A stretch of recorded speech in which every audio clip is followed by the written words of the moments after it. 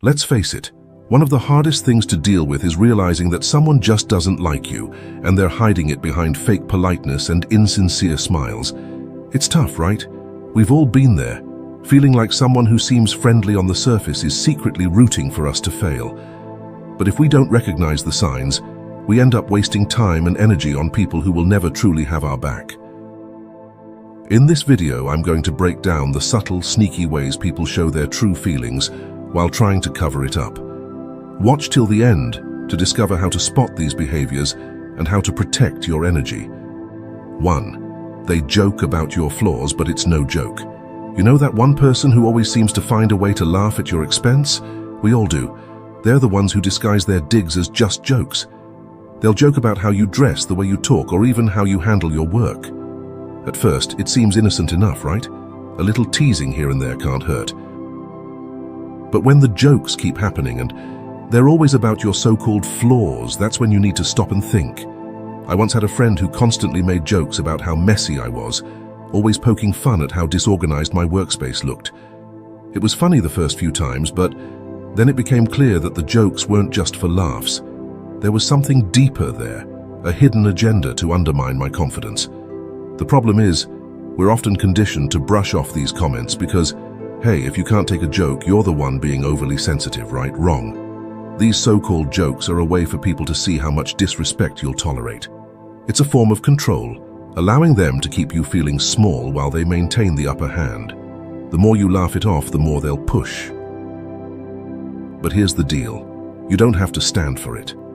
When the line gets crossed, it's not about being too sensitive. It's about standing up for yourself.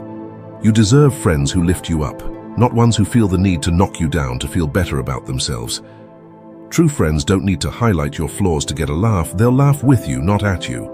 So, next time you feel like someone's joke is more than just a playful jab, trust your gut. Your self-respect is worth way more than keeping the peace with someone who enjoys making you the punchline. 2. The compliment that isn't really a compliment.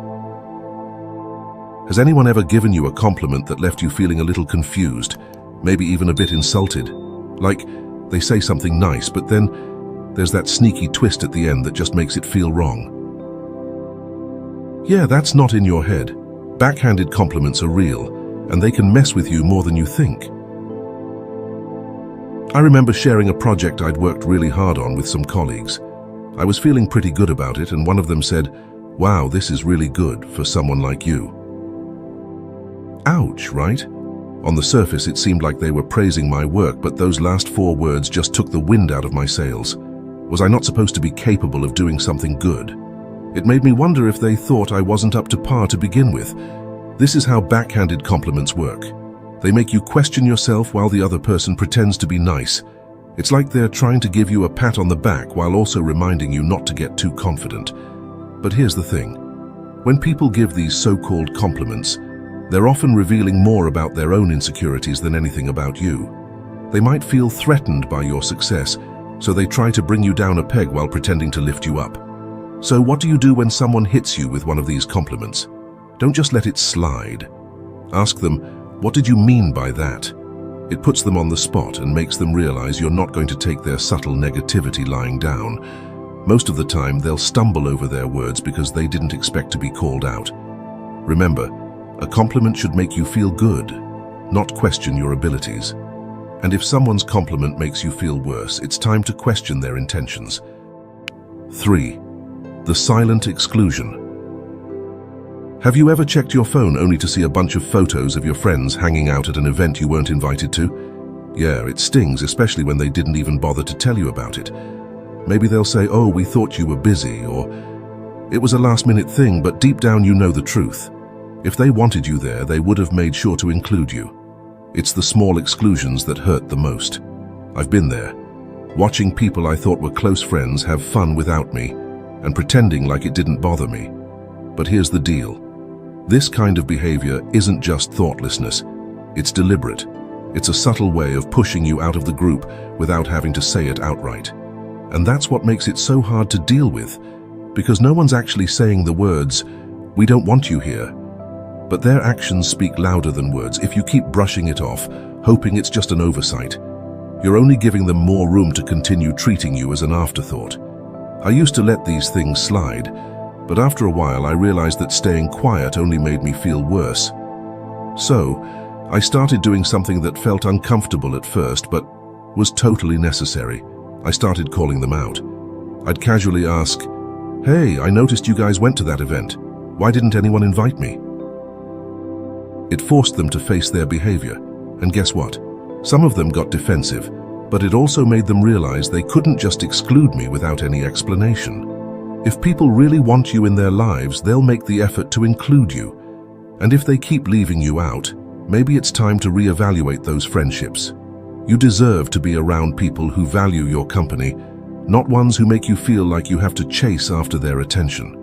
4. They're always busy, but not for everyone else. We all have busy lives, work, family, hobbies. It's a lot to juggle. But what happens when someone is always too busy to hang out with you, yet somehow has time for everyone else? It's frustrating, right? You reach out trying to make plans, but they always have some excuse like, "I'm swamped with work," or "I've got a lot going on right now." Meanwhile, you see them on social media, out with other friends, making time for everyone but you. I had a friend like this once. Every time I'd try to hang out, they'd be too busy, but somehow they had no problem grabbing lunch with others or going to weekend getaways. At first, I gave them the benefit of the doubt, thinking maybe their schedule was just crazy. But after a while, I couldn't ignore the pattern. It wasn't that they were too busy, it was that they were too busy for me. Here's the harsh truth. People make time for what matters to them. If someone is always too busy when it comes to you, it's not about their schedule. It's about their priorities. And while that's a tough pill to swallow, it's better to know where you stand than to keep wondering why they never seem to have time for you. So, what do you do when you find yourself in this situation?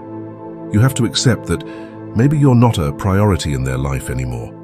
It's hard, but it's important to surround yourself with people who value you enough to make time for you, even when they're busy. After all, relationships are a two-way street, and you deserve to be with people who treat you like you matter. 5. The confrontation that comes with telling the truth. Let's talk about that awkward moment when you finally confront someone who's been stringing you along. You know they've been making excuses, avoiding plans, and keeping you at a distance, but they never actually say what's really on their mind. It's all about keeping you on the hook, just in case they need you someday, but without actually investing in the friendship. I've been on both sides of this situation, and trust me, neither one feels good.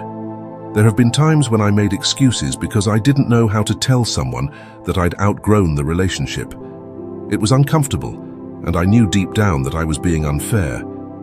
But being on the receiving end of this behavior really taught me something valuable. It's always better to be honest, even if it's awkward or painful, than to drag things out with a bunch of empty excuses. When I finally confronted a friend who was always too busy to hang out, the conversation was super awkward, no question, but it was necessary. That talk gave me the clarity I needed to move on and stop wasting my time and energy on a relationship where I clearly wasn't valued. Here's the thing. Your time and energy are precious. Don't waste them on people who can't be bothered to make time for you. If someone is constantly giving you the "I'm too busy" excuse, it's time to reassess the relationship. You deserve to be around people who are excited to see you, who make an effort to include you, not just when it's convenient for them, but because they genuinely enjoy your company. We often hold on to relationships out of habit, nostalgia, or fear of being alone, even when we know deep down that things have changed. But there's real strength in letting go. It's not about being needy or demanding. It's about valuing yourself enough to walk away from those who don't value you. 6. They avoid physical contact like the plague. Let's talk about a big red flag that's easy to overlook: physical contact, or rather the lack of it. I'm not just talking about romantic relationships. This applies to friendships and colleagues too. Physical contact is a basic part of human interaction, a way we build trust and show connection. So what does it mean when someone goes out of their way to avoid even casual physical contact, like a handshake or a friendly pat on the back? Unfortunately, it's usually not a good sign. It's a subtle but clear message that they're uncomfortable around you, and it's something you should definitely pay attention to. I had a colleague once who seemed to flinch every time I reached out for a handshake. At first, I thought I was imagining things, but then I noticed they were totally fine with everyone else. It wasn't long before I realized that their avoidance of physical contact wasn't just a quirky personality trait, it was a deliberate effort to keep me at a distance. Physical contact is a natural part of human connection, and when someone consistently avoids it, they're not just avoiding touch, they're avoiding closeness, vulnerability, and trust. Now, I'm not saying that everyone has to be touchy-feely, but when someone is selective about who they're comfortable with, and you're the one they're avoiding, it's a red flag that something's off in the relationship. Think about it. Have you ever leaned away from someone or avoided a hug because you weren't comfortable around them? It's awkward, and it's usually a sign that the relationship isn't as close as one or both of you might want to believe. I've learned to pay attention to these cues, even when it's hard to admit what they mean. I've been in situations where I ignored the signs, convincing myself that someone's reluctance to get close was just how they are. But the more I reflected on it, the more I realized it was about our relationship, not just their personality. Eventually, I confronted the situation, which led to some tough conversations and, in some cases, the end of the relationship. But it also freed me from the frustration of wondering why things felt off. So here's the deep message. Don't ignore the signs. When someone consistently avoids physical contact with you, it's more than just a preference. It's a statement about how they feel about the relationship.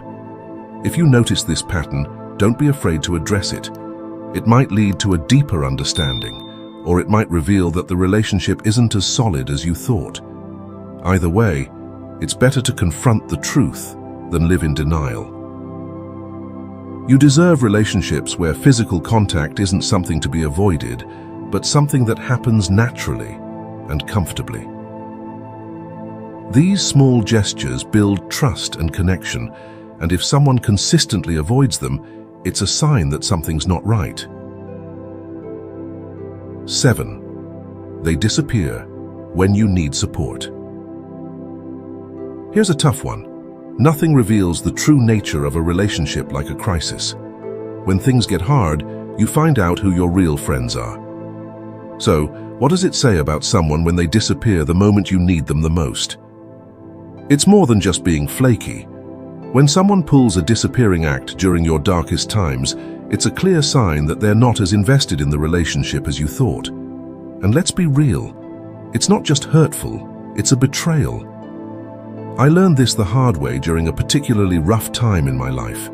I was going through something really heavy, something that shook me to my core. Naturally, I turned to the people I thought were close friends, expecting some support, even if it was just a quick text or phone call. But guess what? Nothing. Crickets.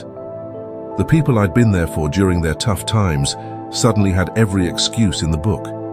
Oh, I'm so busy with work, or I'll check in with you later. But they never did. It was a brutal wake-up call. I realized that while I'd been there for them in their moments of crisis, they couldn't be bothered to return the favor. Here's the harsh truth. A lot of people will be there for the good times, to party and celebrate with you, but when things get real, they disappear. It's easier for them to ghost you than to deal with your pain or discomfort.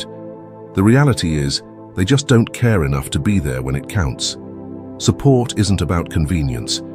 It's about showing up when it's hard, when it's uncomfortable, and when it's the last thing you want to do. The people who disappear when you need them the most aren't just letting you down, they're showing you exactly where you stand in their life. But here's the deeper lesson. Don't let their absence make you bitter. Let it make you better. Use it as a filter to sift out the people who don't deserve a place in your life. The ones who stick around, who check in, who show up even when it's inconvenient. Those are the people who truly matter. And those are the relationships worth nurturing and cherishing. In the end, life's too short to invest in fair-weather friends. Surround yourself with people who will stand by you in the storm, not just bask in the sunshine. Because when you find those rare individuals who stick around when the chips are down, you've found something truly worth holding on to. Conclusion. It's never easy to realize that someone in your life might not like you as much as they pretend to. But recognizing the signs is the first step to protecting your energy and surrounding yourself with people who genuinely care about you. Whether it's backhanded compliments, exclusion from plans, or always being too busy, these behaviors reveal more about them than about you. You deserve friends who lift you up, not ones who bring you down. So, trust your gut, set boundaries, and don't be afraid to walk away from those who can't see your worth. Life's too short to settle for anything less than real, supportive relationships.